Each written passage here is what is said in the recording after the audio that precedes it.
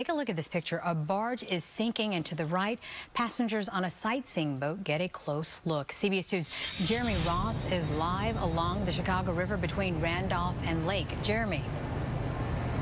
Fortunately, there are no injuries to report about this evening, but the U.S. Coast Guard tells us they will be shutting down a portion of the river below from around now until at least 9 tomorrow morning. That's so crews can tend to the barge below. It is partially submerged, and workers are trying to determine why. For a few hours, the flow of traffic near the Lake Street Bridge pulled over. There's dozens.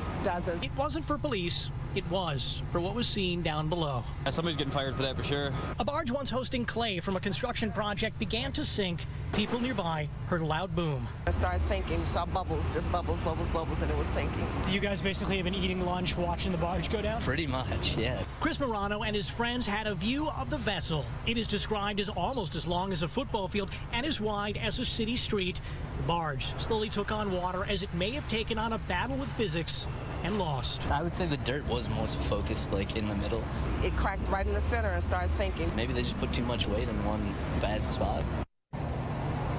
Clark Construction tells us that they are investigating. The Coast Guard says the company has hired people to remove clay from inside, and after that, the barge should be light enough to push to the side of the river. No timetable on when an investigation into a cause will be complete.